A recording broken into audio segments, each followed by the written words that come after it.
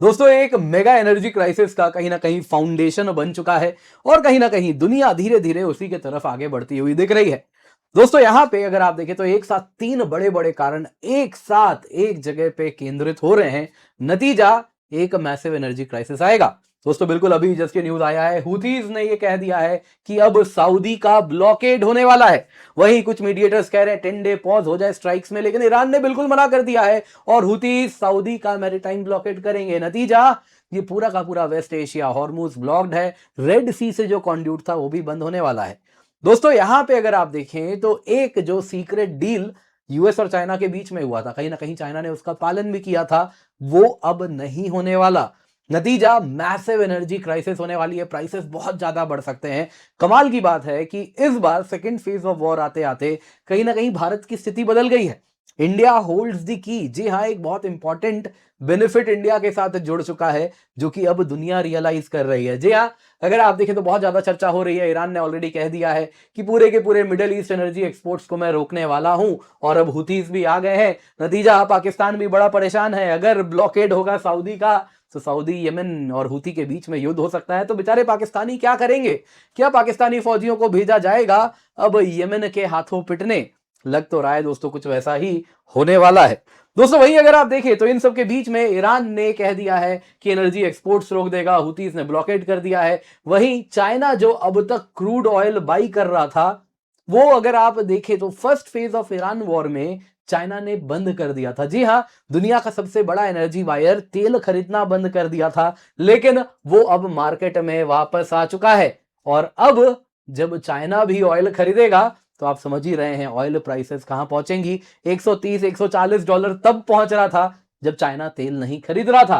दोस्तों वहीं यूएस ने अपना जो स्ट्रेटेजिक पेट्रोलियम रिजर्व्स है उसकी हालत देखिए, जो संख्या पे ये था उससे कहां पहुंच चुका है। और इसके साथ अगर आप देखें तो यूएस के पास जो 90 दिन का ऑयल सप्लाई बना के रखता है एज स्ट्रेटेजिक पेट्रोलियम रिजर्व्स, वो आज अगर आप देखें तो 35 दिन 40 दिन के आंकड़े के करीब आ चुका है। यानी कि अब यूएस के पास निकालने को तेल भी नहीं है। तो आप अनुमान लगा ही सकते हैं कि ये तेल की कीमत कहां जाने वाली है। वही दुनिया चर्चा कर रही है, इंडिया वर्ल्ड का रिफाइनिंग स्विंग प्रोड्यूसर है। वैसे ही आप देखें तो ये भी रॉयटर्स का आर्टिकल है, जो कि एनर्जी एक्सपर्ट है, इन्होंने ये कमेंट्री दी है। इनका ये ओपिनियन पीस है कि रिफाइनर्स जो भारत के हैं उनके पास एक ह्यूज एडवांटेज है जो दुनिया अब देख रही है।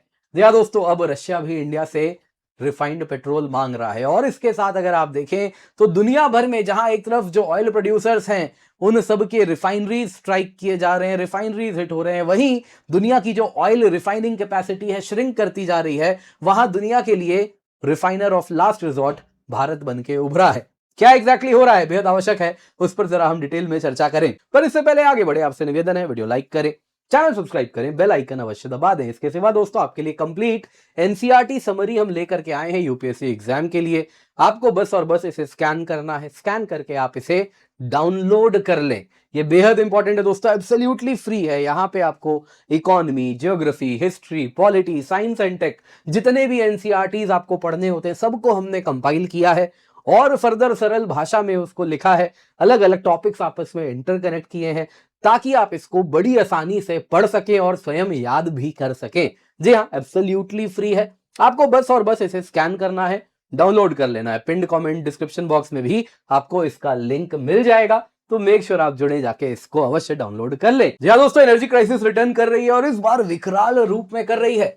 अगर आप देखें तो जो सस्टेन्ड अमेरिकन स्ट्राइक्स चल रहे हैं ईरानियन मिलिट्री टारगेट्स पे, coastal surveillance, air defence, logistics, Iran की मैरीटाइम कैपेबिलिटीज पूर्ण रूप से ध्वस्त कर दिया गया है। लेकिन ईरान भी रिटेलिएट कर रहा है। यूएस बेसिस पर रिटेलिएशन बढ़ गया है, जो यूएस के अलाइज हैं उनके एनर्जी इंफ्रास्ट्रक्चर पर रिटेलिएशन हो रहा है। अब अगर आप देखें तो कुछ बड़ी चीजें एक साथ होनी शुरू हो गई हैं जिससे ऑयल प्राइसेस बढ़ने वाली हैं। At the same time Bharat की अगर आप बात करें तो वो देश बन के उभरा है जिसके तरफ दुनिया देखने लगी है जब जब उनको तेल चाहिए। जी हाँ दोस्तों, अगर आप देखें तो हर वॉर जोन में इस वक्त रिफाइनरीज बॉम्ब हो रहे हैं। आप रशिया देख लीजिए, वैसे ही आप सऊदी देख लीजिए, यूएई देख लीजिए, ओमान देख लीजिए, कतर देख लीजिए, oil refineries, gas processing plant, सबको बॉम्ब किया गया है। वहीं भारत की जो रिफाइनरी है उसमें अगर आप देखें तो प्रोडक्शन बढ़ रहा है। दोस्तों ये बहुत बड़े भी हैं, दुनिया की नीड्स फुलफिल कर सकते हैं, एट द सेम टाइम बहुत फ्लेक्सिबल भी हैं। और आज जो किसी ने कभी सोचा नहीं होगा, रशिया कह रहा है भारत को कि भारत पेट्रोल भेजे, वो क्रूड ऑयल देगा, भारत उसे पेट्रोल दे। तो इस तरीके से जो नॉर्मल नहीं है उसका ठीक उल्टा भी होना शुरू हो गया है और वो न्यू नॉर्मल बन रहा है और कहीं ना कहीं भारत इसे बना रहा है। दोस्तों यहां पे अगर आप देखें तो बाब एल मंडब भी क्लोजर होने जा रहा है, जो कि आप देखें तो ऑलरेडी हूतीज ने कह दिया है कि सऊदी को ब्लॉक करेंगे। अगर आप देखें तो ईरान ने ऑलरेडी हॉर्मुज ब्लॉकेड करके रखा है। अब सऊदी हो गया, यूएई हो गया, इनका तेल कहां से निकलेगा? ऑयल प्रोड्यूसिंग रीजन्स अगर आप देखें तो अक्रॉस पर्शियन गल्फ ही है। वो अगर आप देखें तो यूएई से लेकर सऊदी सबके इन्हीं इलाकों में तेल निकलता है।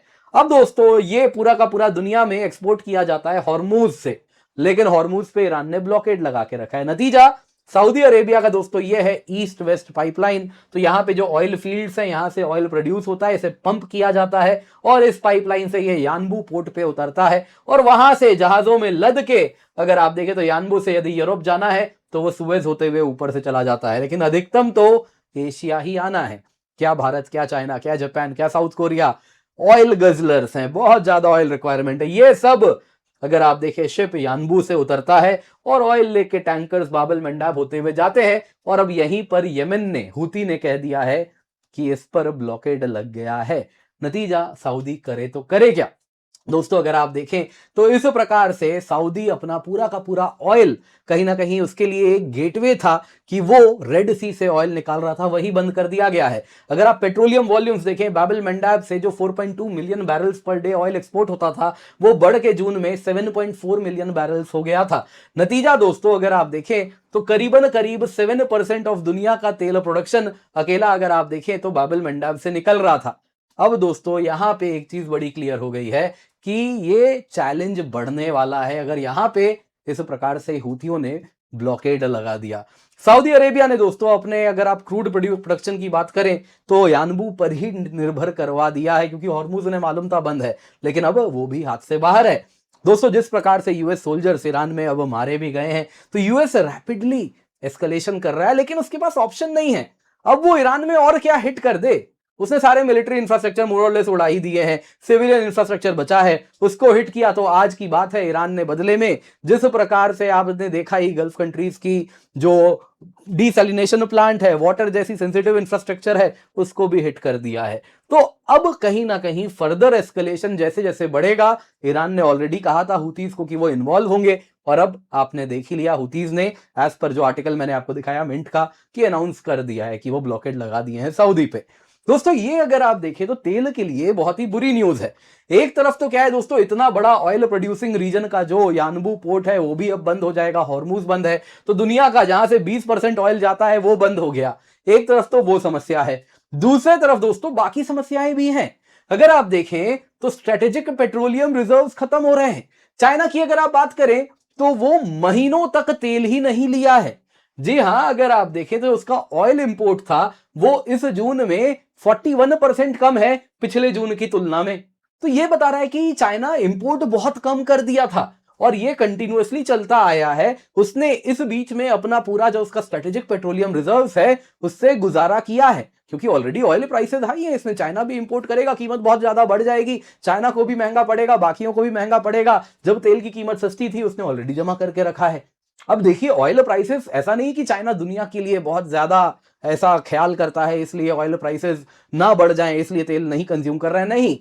उसको ऑयल से कहीं ना कहीं वो यूज होनी है, उसके यहाँ उस ऑयल प्राइस के वजह से उसका इन्फ्लेशन उस पर निर्भर करता है, उसकी कॉस्ट ऑफ मैन्युफैक्चरिंग उस पर निर्भर करती है, जिस वजह से वो चाहता है कि सस्ते में इसको रखना है ताकि ओवरऑल इकोनॉमी पे इंपैक्ट मिनिमल हो। तो चाइना ने इस वजह से ऑलरेडी जो सस्ता तेल जमा करके रखा था स्टॉक पाइल, वही अब तक यूज किया है। लेकिन ये भी अनंत तो नहीं है, ये भी अब चाइना ऑलरेडी दिख रहा है कि उस तरफ खरीदना शुरू कर रहा है। कई लोग कह रहे हैं कि ट्रंप और चाइना के बीच में यही डील हुआ था कि चाइना इस ऑयल प्राइसेस ज्यादा ना बढ़े, इसके लिए कहीं ना कहीं चाइना इतना करे कि भाई वो महंगी तेल अभी ना खरीदे। तो लेकिन अब तक तो ये मदद किया, ग्लोबल ऑयल प्राइसेस ज्यादा स्पाइक नहीं किए, लेकिन आखिर कब तक? दोस्तों वहीं अगर आप देखें तो यूएस के साथ भी कुछ वैसा ही हुआ है। यूएस स्ट्रेटेजिक पेट्रोलियम रिजर्व्स दोस्तों, जो कि 319.5 मिलियन बैरल थे, करीबन करीब आप देखें तो इस प्रकार से जो यूएस क्रूड इन्वेंट्रीज हैं आज गिर के जहां पर आ गए हैं, आप देख सकते हैं जून 2026 आते आते ये लगभग अपने 45 साल के लो पे है। यूएस इकोनॉमी का ऑयल कंजम्पशन 45 सालों में कितना बढ़ा होगा, और वहीं अगर आप देखें तो इसका strategic petroleum reserves all time low पे है। जी हां दोस्तों, जहां 319.5 मिलियन बैरल्स यूएस ऑयल रखता था, आज अगर आप देखें तो ये बेहद कम हो चुका है। यूएस ने 172 मिलियन बैरल्स रिलीज कर दिया है इस वॉर के बीच में। अब दोस्तों इसको रिफिल करना है यूएस के पास, जहां अगर आप देखें तो इसकी कीमत $20 बिलियन होगी रिफिल करने में। वहीं दूसरे तरफ कई साल भी लग सकते हैं इसको रिफिल करने में। बॉटम लाइन ये है कि इस बार जब ऑयल प्राइस बढ़ेंगे, तो अब तक तो क्या था कि हॉर्मूज का तेल चलिए रेड सी से होके निकल जा रहा था, अब पूरा का पूरा हॉर्मूज भी बंद, रेड सी भी बंद, तो एक तो समस्या विकराल होने वाली है। दूसरे तरफ चाइना भी एनर्जी कंज्यूम करने वाला है। तीसरे तरफ वो अमेरिका जो ऑयल रिलीज कर रहा था मार्केट में, वो उसके पास ऑयल नहीं है रिलीज करने के लिए। यानी कि दोस्तों इस बार भयानक प्रॉब्लम आने वाली है और दुनिया मैसिव एनर्जी क्राइसिस देखने वाली है। जो बैबल मंडब हॉर्मूज क्लोजर का ट्विन शॉक आएगा, उसको इस बार एब्जॉर्ब करने के लिए कोई नहीं है। वहीं दोस्तों भारत का जो पोजीशन है इस बीच में मजबूत हुआ है, वो भी जरा देखते हैं, जिस पर दुनिया चर्चा कर रही है। वो अगर आप देखें तो कह रहे हैं कि अब तक किसी ने यह नहीं सोचा था कि इंडिया ऑयल कंज्यूम करके भी दुनिया की एनर्जी सिक्योरिटी का ध्यान रख लेगा। देखिए दोस्तों, अगर आप देखें ना तो रिफाइनरीज अब टारगेट बनना शुरू हो गए हैं। रशिया में यूक्रेन के दो ड्रोन स्ट्राइक्स ने 40% रशिया की रिफाइनिंग कैपेसिटी बर्बाद कर दी है। मिडल ईस्ट में देख लीजिए, ईरान ने सऊदी अरेबिया का बिगेस्ट रिफाइनरी रास तनूरा उसके ऊपर हिट किया है।